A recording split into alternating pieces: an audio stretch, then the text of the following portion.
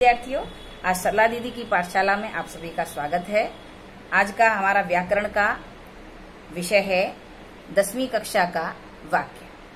वाक्य समझें क्या होता है, क्या हम इसमें पढ़ने वाले हैं, वाक्य किसे कहते हैं, वाक्य के अंग कितने होते हैं और वाक्य हमारी कक्षा में कितने प्रकार के पढ़ाए जाने वाले हैं। पिछली कक्षा में आपने 8 प्रकार के वाक्य पढ़े थे 9th कक्षा में अर्थ के आधार पर, सीबीएसई में 10th कक्षा में, 10वीं कक्षा में रचना के आधार पर वाक्य दिए गए हैं। सर्वप्रथम जान लें हम वाक्य होता क्या है।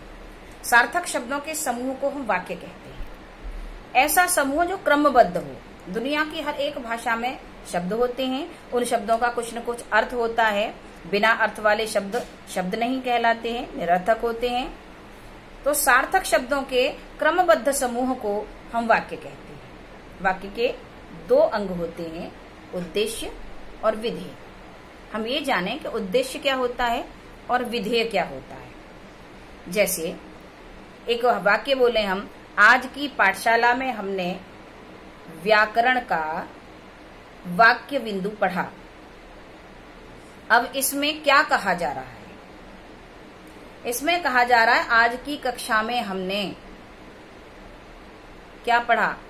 ये जो है आज की कक्षा में हमने, ये उद्देश्य है। वाक्य में जिसके विषय में कहा जाता है वो होता है उद्देश्य, और उद्देश्य के विषय में जो कहा जाता है वो होता है विधेय। तो वाक्य में आया कि आज की कक्षा में हमने, ये उद्देश्य है। लेकिन आज की कक्षा में हमने क्या किया? वाक्य पढ़े, ये है विधेय। माता ने बच्चे को फल खिलाए। माता ने बच्चे को, उद्देश्य, क्या किया? फल खिलाए, ये विधेय हुआ। आज आकाश में सूरज तेज चमक रहा था। आज आकाश में सूरज, उद्देश्य, क्या कर रहा था? तेज चमक रहा था, विधेय। तो वाक्य के 2 अंग होते हैं, उद्देश्य और विधेय। आपके सिलेबस में, आपके पाठ्यक्रम में 3 प्रकार के वाक्य हैं जिनका हमको पहचानना भी सीखना है और परिवर्तन करना भी सीखना है। 3 प्रकार के वाक्यों में सरल वाक्य, संयुक्त वाक्य और मिश्र वाक्य। इनको समझने के लिए हमें एक फॉर्मूला चार्ट की सहायता लेनी पड़ेगी। ये चार्ट आपको दिखाई दे रहा है। हम सरल वाक्य कैसे पहचाने, संयुक्त वाक्य कैसे पहचाने और मिश्र वाक्य कैसे पहचाने। ध्यान देंगे, सरल वाक्य जो होते हैं, उन सरल वाक्यों को पहचानने के लिए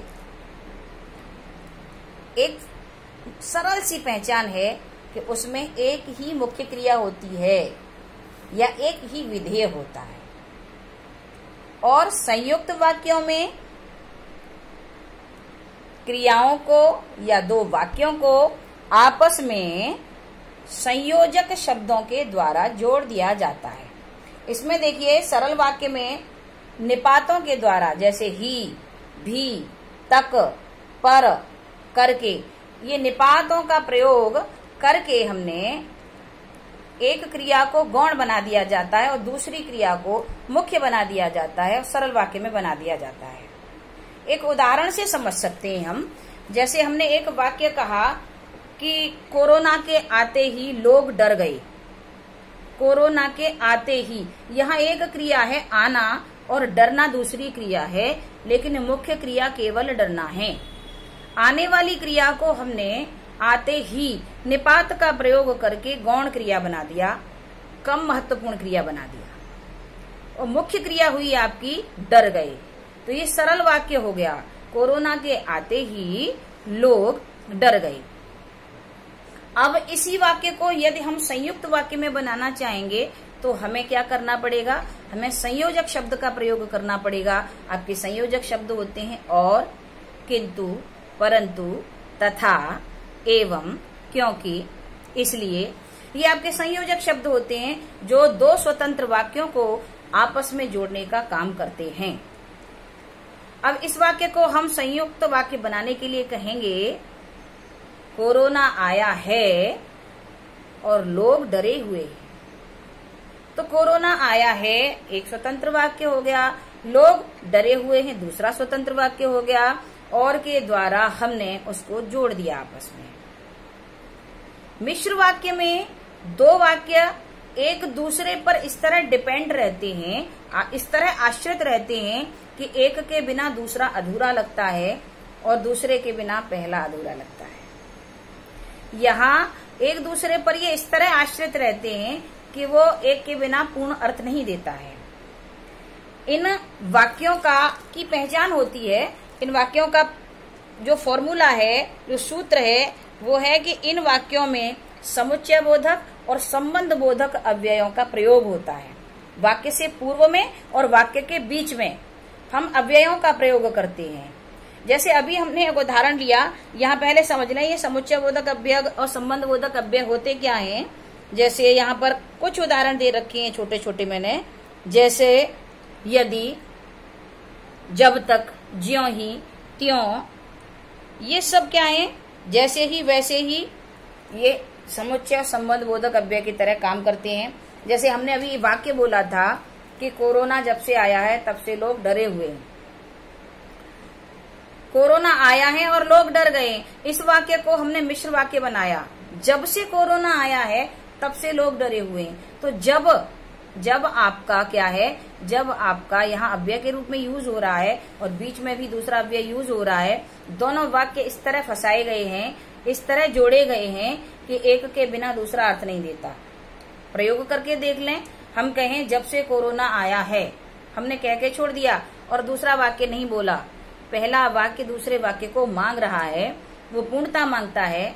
ये कंप्लीट तभी होगा जब हम दूसरा वाक्य बोल देंगे।